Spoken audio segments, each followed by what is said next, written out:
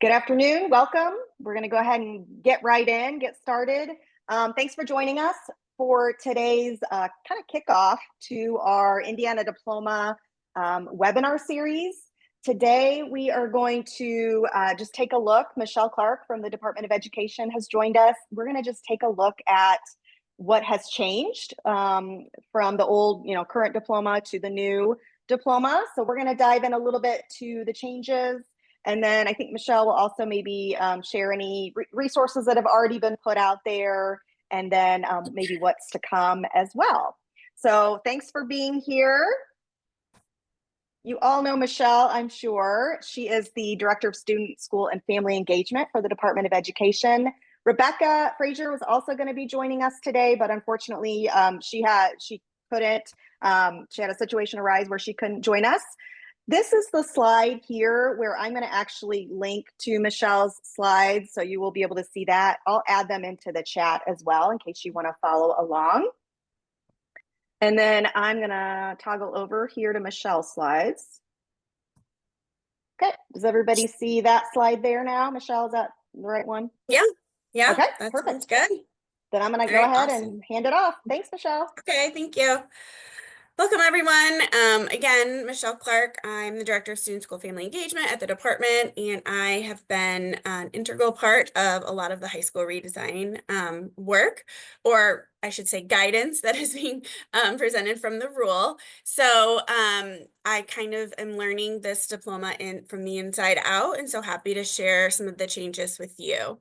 I know that there was a webinar a few weeks ago where I believe Ron and Ms. Jones went over some of the why behind the new high school diploma requirements. So I'm not going to review that today. I'm just going to get into the actual diploma, and we can take a look at kind of what's different from our current 440 to the new Indiana diploma.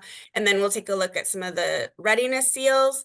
I can try to answer some questions, and then I can also kind of share kind of what we're planning to share out to you as far as resources. So as you know, the final rule, I believe it was passed in December 11th. I might have the date wrong, but so there is official Indiana IAC that is the new high school diploma requirement. So and I don't expect everyone to be able to read, rule jargon, but I do think sometimes it is kind of important to kind of look over it, because that's kind of when you have a lot of questions, you got to go by the rule. And so I've really looked into this, the rule as it was written. I know there has been the comparison sheet, but I feel that some of the things that landed in the rule are a little bit, they're not as transparent on the diploma sheet. So I will share that with you today, and then hopefully we'll have some updated resources.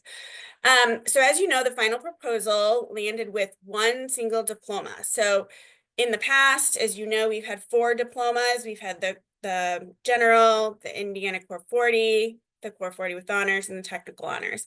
Now we are moving to one core diploma. We are calling it the Indiana Diploma. So I think some people still are calling it GPS diploma because that was like the first iteration. There's no more GPS diploma. It is just the Indiana Diploma. So most states kind of follow the same model where they just have one diploma. And then we have opportunities for students to earn readiness seals that are aligned with their unique path. So all students will earn the minimum requirements of the diploma, and then they can tack on these additional readiness seals that is aligned with what they want to do post-high school. Just to note, the federally required alternate diploma is still available for students with special education with a significant cognitive disability.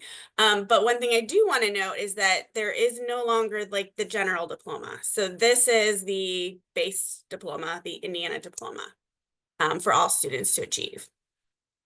Next. So as you can see, this is an overview, or this is kind of the sheets that have been going around from the final rule that have the current and future Indiana diploma with the comparison, and then also the readiness seals. So one of the things that we've heard from the field is that they would prefer to have just the new Indiana diploma. So we've asked our comms team to work on that. So hopefully we'll have that released here soon. But for those of you that still are working off of both diplomas, which is everyone, I think it's still nice to have the comparison as well, because some students will still be on Core 40 and some students will be on the new Indiana diploma. So some of the key changes that we are looking at, and I'll just start with, well, hold on. Sorry, I'm trying to see how I want to present this. Okay, yeah, sorry. I just want to make sure my next slides didn't go into detail. So just looking at the Indiana-based diploma, some of the changes. So English, when Core 40 has the 8 credits of English, it is not designated which English courses make up those credits in Indiana code. In the future, or the new Indiana diploma, there are some things that are designated. So the first thing would be 2 credits in English 9, or in the actual rule, it says, or course equivalent. So there are some courses that have counted for English 9. For example, the ENL course will still be able to meet that credit requirement. Students will have to do one of those English credits, has to be a communications focused course, which again, we have identified specific courses that meet that communication focused requirement. And then students will also need 5 additional credits. So when you look at it as a whole, it's still 8 credits, but there are some specific things that students need to meet. So you can still look at the traditional track of like 9, 10, 11, 12, or you can provide some variation for students according to their pathway. But you just need to make sure that you have that communication course in there, and then all students have to have that core English 9. For the math section, this also has changed in the past. Core 40 has the traditional 6 credits. Also in Core 40, we did say that you had to earn at least 6 credits in high school. So moving forward to the current Indiana diploma, no longer is there a restriction on when you're earning these credits. So I've had that question a lot because a lot of students are utilizing like algebra or geometry from middle school. And so you don't have that 6 credits in high school requirement anymore. However, students are required to have 2 credits in specifically Algebra 1. So because that is a high school requirement, it has to be on the diploma.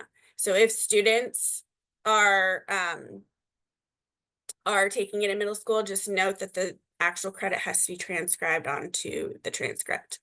Students will need 1 credit in personal finance, and then 4 additional math credits in any topic that aligns with their pathway. So students can still take the traditional algebra, geometry, algebra 2 sequence. However, there is flexibility to have a variation of different math courses, again, to meet the student pathway. And some of that is specified in the readiness seals for the students. The personal finance course, there's 2 that can count for that, and that's already been identified in a memo. And moving forward to science. So the Michelle. traditional, yeah. Sorry, not to interrupt you, but before you move on from this subject area, there are a couple quick questions. One is the approved list of communication focused courses released yet, or is that still? Yeah, so we did that initial release and got it back for feedback, updated it. There's a lot of parties that are involved in making these decisions. It is like so close to being released. I'm not sure if it'll be this Friday or next Friday, but there is a goal. It's hung up, I think, in comms right now, but it's not on me. I've been working on it hard. So those courses will be identified very, very soon. And there weren't a ton of changes from that first iteration. So if you're looking at that memo that we sent out for feedback, there aren't a ton of changes. There was just a few additional that were included in the courses. Thank you. Yeah, so I know someone was frustrated that it was March and it wasn't here, but I swear I had intentions of it being here. It's hung up, but it's coming. Integrated math courses will not meet the requirement for Algebra 1 because it explicitly is stated in LSA rule. Algebra 1 integrated one is not going to count for those math credits. The question, I'm gonna go slide up to the first question, which was, is that Yeah. comparison, is that available in Spanish or is that coming? Yep, not yet. That I don't know. I can ask our communications team. Okay. Yeah. And then the E&L, there's a question too under the language arts. To make sure I understand, E&L courses will count in place of English courses. Will E&L students need to take the communications course? Yeah, so students will have to still have that communication course. I think we're looking or under review. We're reviewing some of the E&L courses. But I do know that I don't know the course number off the top of my head, but in the same fashion that the English as a new language course counted for English in the Core 40, it will the same in the future diploma. Okay. But the communications course, don't know that there's an identified E&L course yet, but I know that there are some courses that are continuing to be under review. Okay. Um, And then if you want to keep answering questions here, you can, or if you want to keep moving into your science area and we can come back to some of these. I just wanted to cover the math, the English and math, since you just went over those changes before. No, so a lot of this information is going out in Dr. Jenner's newsletter. I believe they have like a section at the top of it specific to high school redesign. If you're not signed up, I would highly suggest it because that's where the majority of communication from the department is coming from. I know in the past we've had multiple like streams, newsletters, things of that nature. It is all going through that particular document now. So definitely look for your information there. High school redesign is usually at the top. And I can always I'm happy to try to send out, especially as we start dropping more and more resources. Like I've already talked about putting it on Counselor Talk, putting it on Counselor One Stop, CISC, some of the service centers, we'll try to put it out to the various channels that counselors will see. Yeah. All right, so moving forward. Oh, okay. So looking at science, in the past, we had the traditional 6 credits in science. We had a biology and then 2 credits in either chemistry, physics, or ICP. And then the 2 additional science credits. We are moving now to 7 credits with that additional computer science course, part of that science bucket, or the STE bucket, we're calling it, the STE. Students must have 2 credits in biology 1 or an equivalent course. Students, there are those identified computer science courses, and then there's 2 additional science courses, 2 STEM focused courses. What I will tell you is in the rule, the STEM is identified as 2 science, technology, engineering, math courses. So science, there's some courses that are identified as science only, and then there's some courses that are identified as science and STEM. There are some that are STEM. So all of that information will be coming in we've called it the course titles and description companion document, which will be a spreadsheet that has all of the courses. It identifies the old information from the CTD that had the bullets, and will identify the new information for the new diploma and what all the courses counts for. And that should be following up extremely soon too. We are working on it. It's very, very close. As you can imagine, there's a lot of stakeholders involved and a lot of room for error. So I don't want to put something out and because I know you guys will find my errors. So, it is almost there. We're just getting kind of running it through comms again and making sure that we're not missing anything. And I think someone had asked who made these decisions. It was a collaborative effort. So it's not just 1 or 2 people that were oh, this course counts for this. There were stakeholder groups involved. So content area specialists, some administrators, counselors, There are, obviously we have content specialists within the department. So a lot of people, like the commission is also involved, DWD, so we have other agencies involved. So there's a lot of people looking over this information. Okay, so moving on, 6 credits. So social studies, the difference there, in the past, it was the 2 US history, 1 credit government, 1 credit economics, 2 credits world history civ or geography history of the world. The changes there are 2 credits in US history, 1 credit in government, and 2 credits in world perspective. Again, there's a wide list that was on the original memo. I don't believe too many were, like none were taken off, and there was maybe a couple added to the new list we'll be putting out, but you can get a good idea of what courses count. And then the world perspectives also include some of those higher level world language courses. So like Spanish 3 and above will be considered a world perspective. And I will actually address, I'm going to back up. Sorry, I saw the question about science. Well, actually, Madison, hold on, because I will get to that when we talk about the seals, if that's okay. But I will clarify.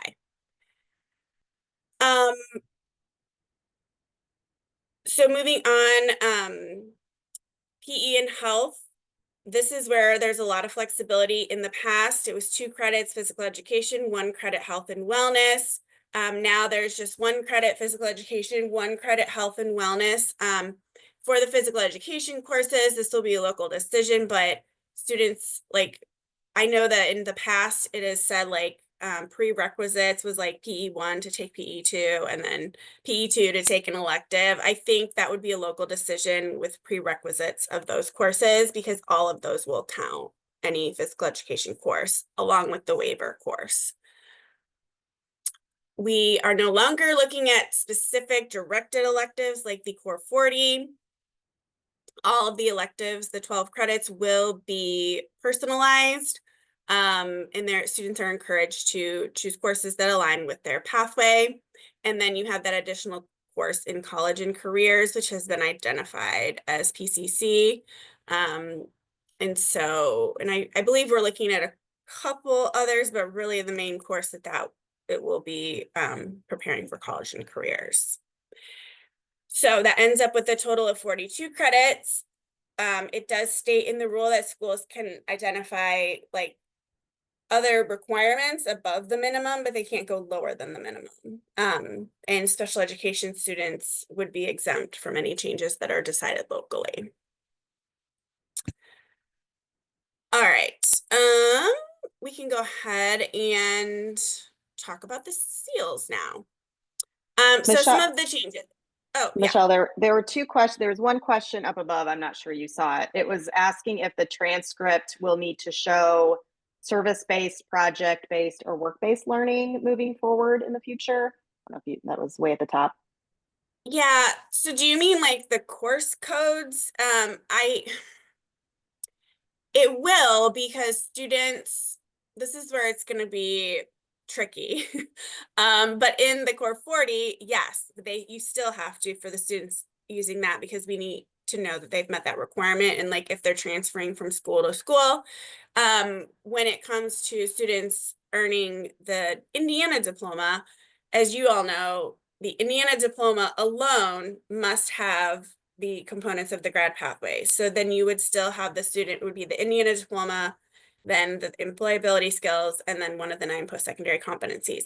Students who earn a seal or an honors seal or an honors plus seal, the seal automatically like completes the grad pathway requirement. So I would say yes, that you would need to identify that for students who are not earning a seal in the future. So whatever that looks like on your transcript. And we're updating some of the transcript guidance to align with the new diploma as well. Okay, and then the only other question I think that maybe I don't think that you answered was, will the integrated series count for additional math? I don't know if Yeah, I am not 100% sure. Like, I don't want to say, I don't know if I want to say, I don't believe so, because of the language that is in the rule. All right. So moving forward, so readiness seals. Some of the feedback that we initially got is that schools were worried that students wouldn't have an opportunity to change, and pivot throughout. That is not the intention at all of the new diploma. So the readiness seals are designed to be permeable, allowing students to update their grad plan and pivot if their original interests and goals change. And so the diploma rule also explicitly clarifies that students should update their graduation plan throughout their high school journey. We are working on a graduation plan that is like a template that will be released soon that you can utilize in the interim. I know that there's been talk of like a future system, whether it's statewide or whether there's just guardrails on what a system could look like. So schools can locally determine how they want to, like host their graduation plan in the same way that you can now. But we are going to provide an updated template that you can either update, change to your needs, or you can utilize just straight from what we provide. All right. So that was the change with the seals. You can go ahead to the next section. Actually, so going back to the enrollment seal, Madison had asked about the science. It's hard to read on this, but I believe that the way the science credits were worded was not clear. For the honor seal for enrollment, students are to require 2 credits in biology 1, 2 credits in chemistry, 2 credits in physics, or a lab course. So any of the courses that have an L. So that is the sequence.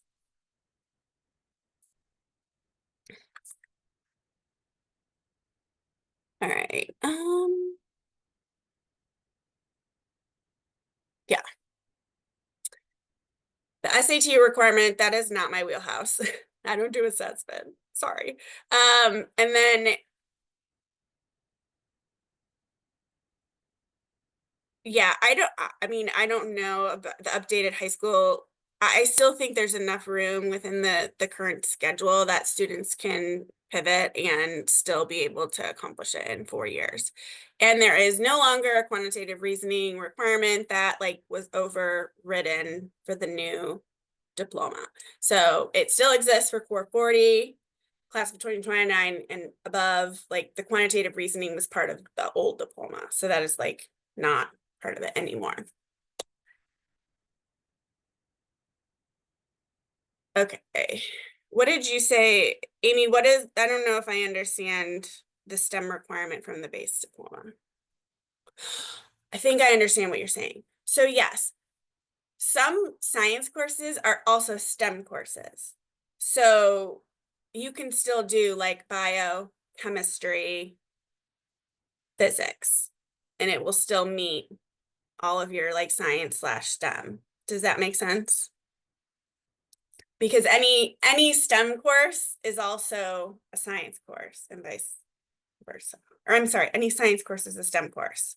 So yes, they will still meet that STEM requirement, even if they don't necessarily take. The way the rule was written is it says 2 credits in science, technology, engineering, math. So everybody's pathway will look different depending on what seal they're attaining. Yes, and I can repeat again, 2 credits in biology, 2 credits chemistry, 2 credits physics, or a lab science. So a student could do bio, chemistry, anatomy. Oh, we did make anatomy a lab class too, because I don't know why it wasn't, but it is now. Or students can do, biochemistry, physics. They actually could do bio, ICP, chemistry, because that would still meet the bio and chemistry, and then ICP would be the lab science. So there's different combinations that can occur within.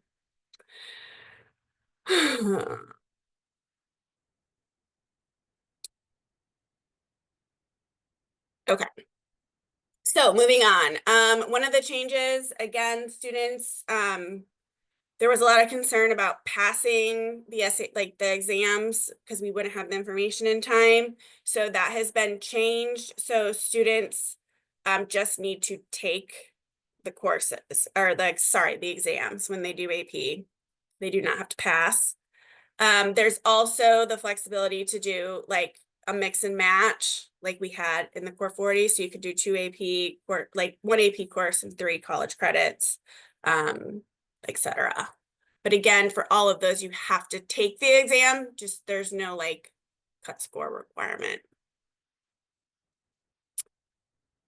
And Cambridge courses were also added. Another change, you can go ahead.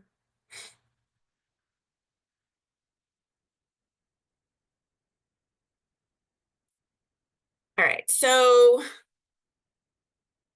another feedback. So there was a lot of feedback on that 100-hour because it didn't really make sense within, because the current CTE requirements are in 75-hour increments. And so 100 hours was just kind of random.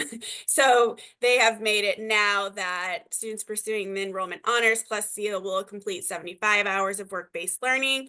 And those work-based learning hours can be acquired in multiple different experiences. So they can be paid, unpaid, on-site, off-site simulations take place before, during, after school, as well as during the summer. So there's a lot of flexibility to get in that 75 hours of work-based learning. And that was another big change that came from the feedback. And I can kind of wrap this up and then I can see what questions I could answer.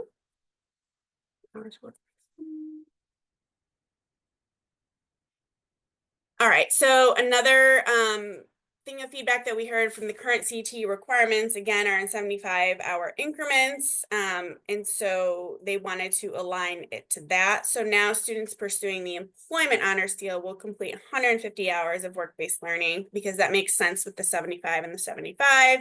Again, they can be paid, unpaid, on-site, off-site, simulations, etc.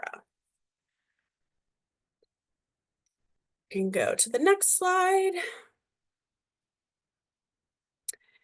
There was some concern about, sorry, you can go one more, Amanda. There was some concern about the students that were pursuing Employment Honors Seal should have maximum flexibility in how they demonstrate their career readiness. So the items that of completion have expanded to include CSA programs and locally created pathways, options to connect with current policy can be considered. So students now can do a market-driven credential of value, the 3 courses in a CTE pathway, an approved career preparation experience aligned to the Indiana CSA program, or an approved locally created pathway. You can go ahead to the next slide. An additional item of feedback was the ASVAB Career Exploration Program requires trained facilitators, which we know is difficult sometimes to schedule and limits access. So other quality career exploration programs should be considered. So students can now also complete a career exploration tool approved by the DOE. So currently on our website, I believe it is Indiana Career Explorer, Naviance, and Zello have been approved. And there's also a form if you want to have another tool be looked over to be approved per Indiana code. And so students can utilize that as well to meet that requirement for the enlistment seal. Sorry, I skipped ahead.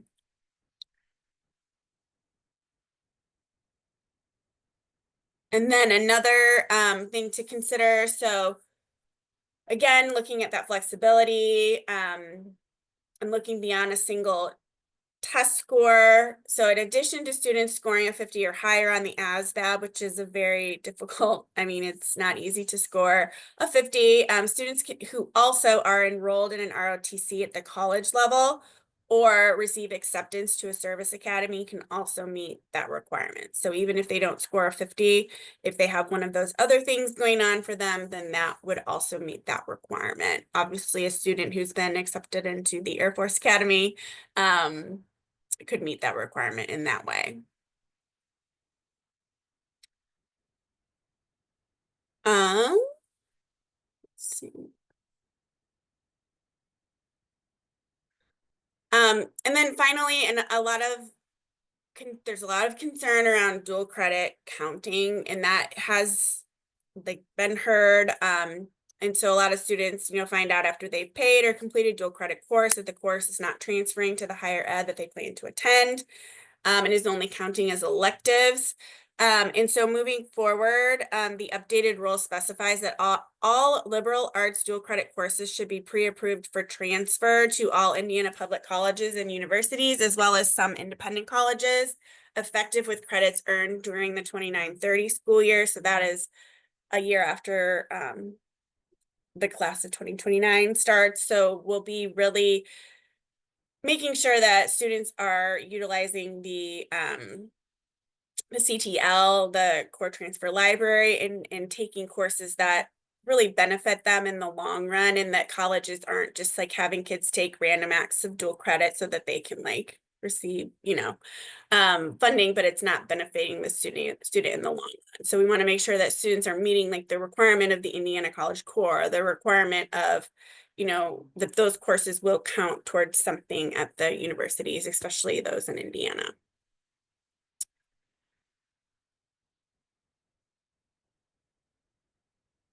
And some of the feedback we heard was that schools were worried that the flexibility would create more opportunities for students to graduate early. And so in order to best set up students for success, any students graduating early will also have to earn an honors or honors plus seal. So students who do not earn a seal cannot graduate early. And that will kind of push students to make sure they're maximizing their high school experience.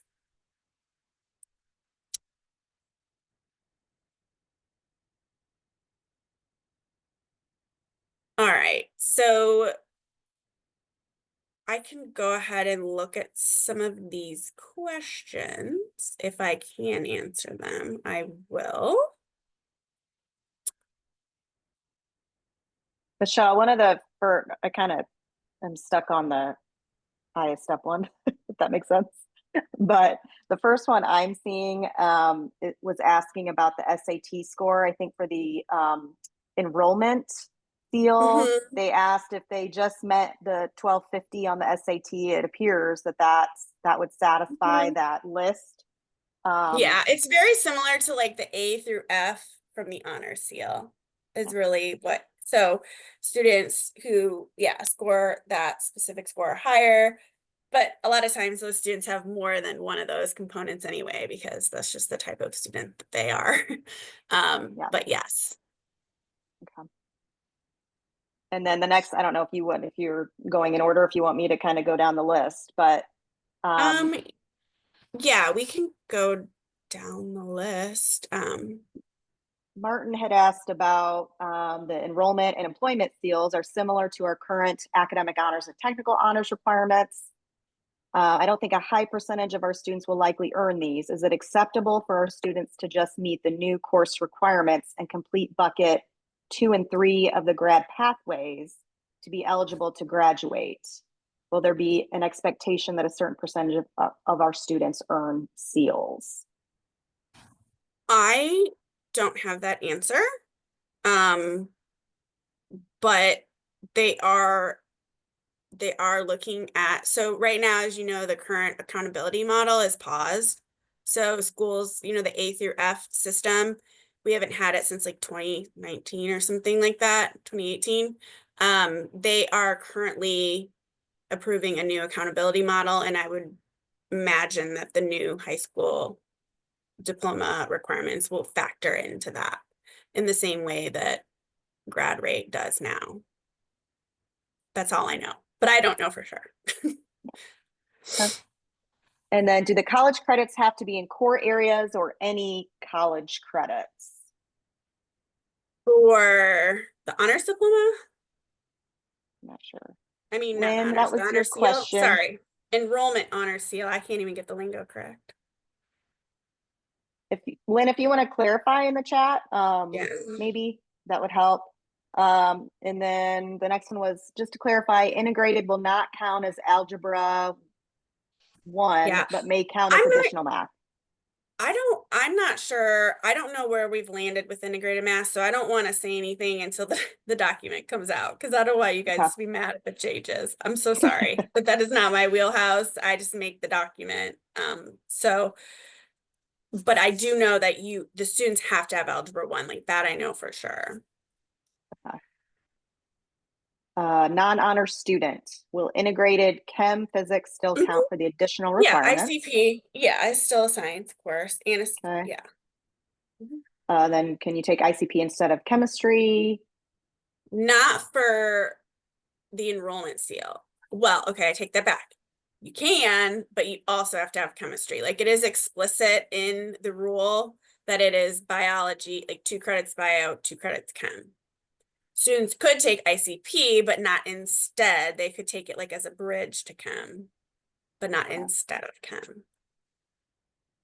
Okay. Chemistry is not required for all. Chemistry is required for the enrollment honors seal, enrollment honors plus seal.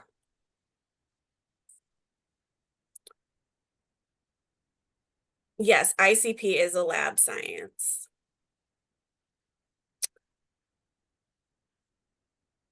So components 2 and 3 of grad pathways are exactly the same as they are right now for Core 40. So it would be work-based, service-based, project-based learning, and then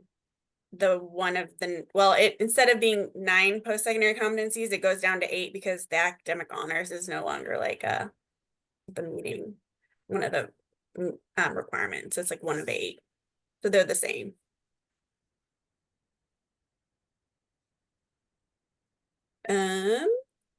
Virtual pathway, I believe that has not changed. There are some sequences that meet that CTE, next level program of study. So those current like approved virtual NLPS courses should still be a valid and, for the employment seal.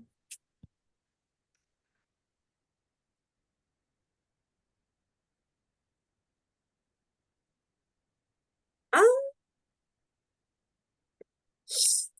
the question about meeting requirements for 3 buckets. I mean, I would just look at it as meeting requirements for the Indiana diploma. And then obviously if a student, and then looking to earn a readiness seal. I mean, you can set a precedent for the readiness seals at your school, which I think is really what the state would like. There'll be work-based learning guidance coming out. I don't know what counts and what doesn't count, so I don't want to say yay or nay. I don't believe athletics counts, but I don't know for sure.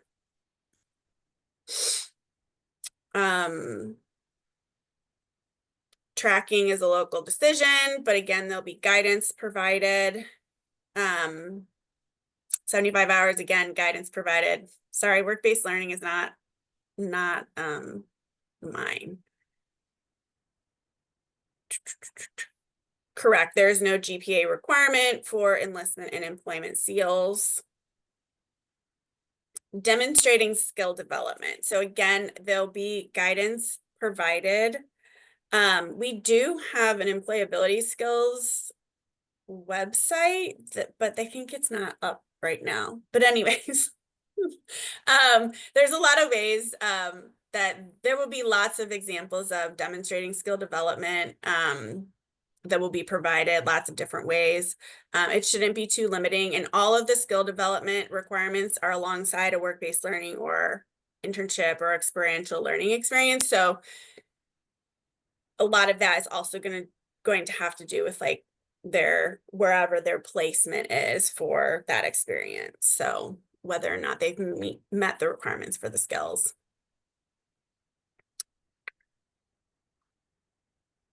So no, the CTE courses, okay, so I don't want to get this confused. There is still the CTE course requirement for the C average of those courses. There's not an overall GPA requirement, but for the NLPS, there's still have to have a C average. That's written into the rule.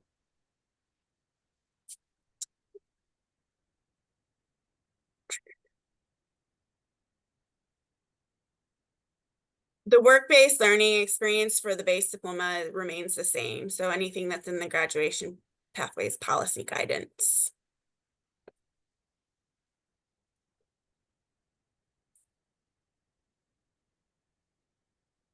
And yes, Deanna, that is the attendance marker, and unexcused and excused are currently determined locally.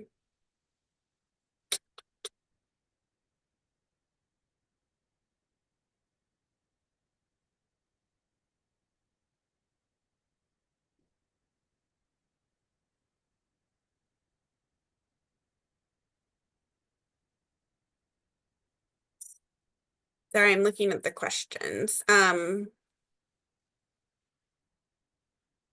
you on the, what does that pre-approval look like? Is that the question Yeah, you're I looking don't at? know what they mean by that.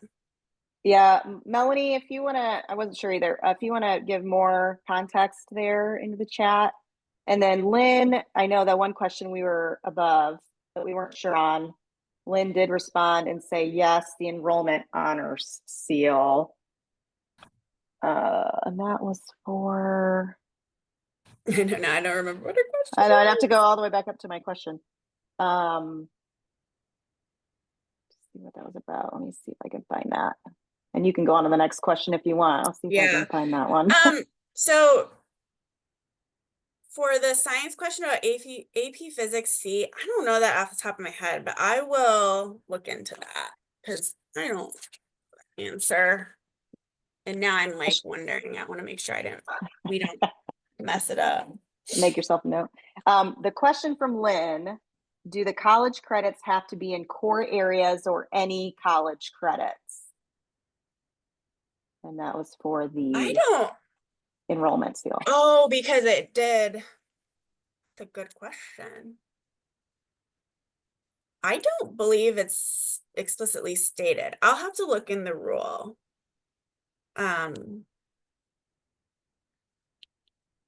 Because you're right. Well, no, because that was a grad pathways. Right. Well, that was in the grad pathways guidance, but not the honors guidance. I'll look at it. Okay, and then the next one you already addressed, I think, the science question. For the regular diploma, any science class will count for the STEM requirement.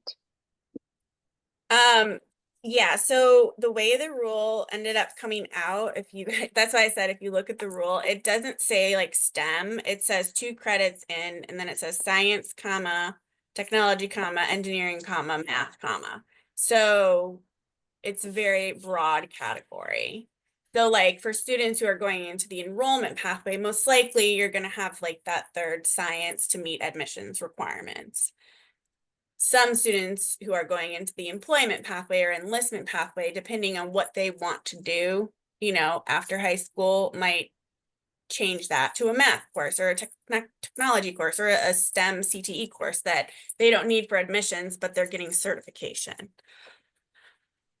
So hopefully that helps a little bit. Michelle, I know we're at 2. I don't know if you need to Yeah. jump off. Let me know here. We do have some other questions, so just let us know. But if you want to keep going a few more minutes, or yeah, I can go. The next question I'm seeing is for the honor seal, must students take both chemistry and physics? No. Yes. No. They have to take chemistry and bio. The 3rd one is 2 credits in physics or a science lab course. So that gives that flexibility to take the science, like the lab science that is needed for that specific student's admission or, wherever. Because the colleges don't have a set, Some of them say lab science, some of them specifically want physics. So that's where I think as counselors, we're really going to have to help students be able to identify what their goals are and what, how to meet those goals.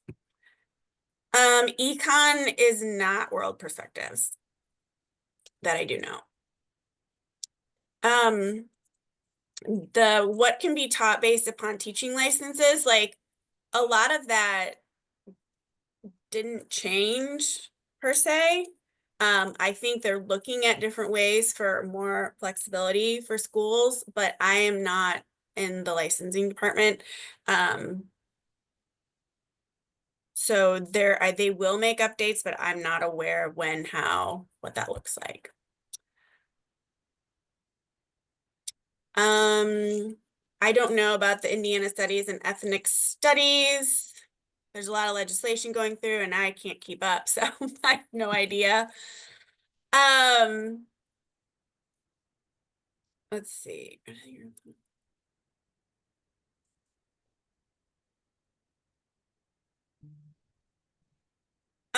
Graduating early, again, it just states that students must have completed a seal. They don't go into 6th or 7th semester. And even now, students who meet requirements can graduate early. So It's without a a local minimum number of decision. semesters, yeah, so that probably hasn't changed.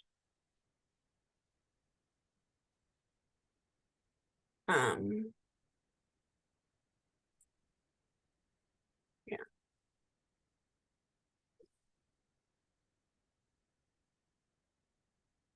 Deanna, I don't know. Definitely some feedback you could send to the department. Yeah, there's a lot of conversations happening with employers. So, they've definitely been included in this conversation. Yes, the base diploma has changed, or the Indiana diploma is now changed, but the pathways have remained the same if the student is not earning a readiness seal.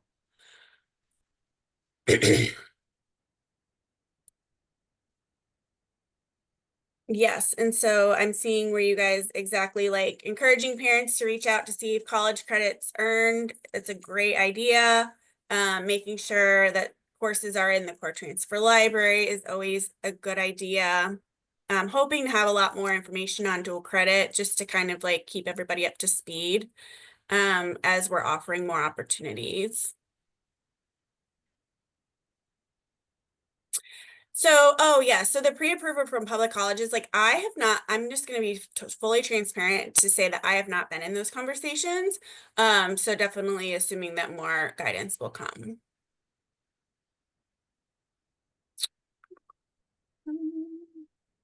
Yeah, so again, a lot of these are dual credit course questions that I imagine will also come from CHE, not just DOE. Schools can still offer a certificate of completion. It just doesn't count as a graduate.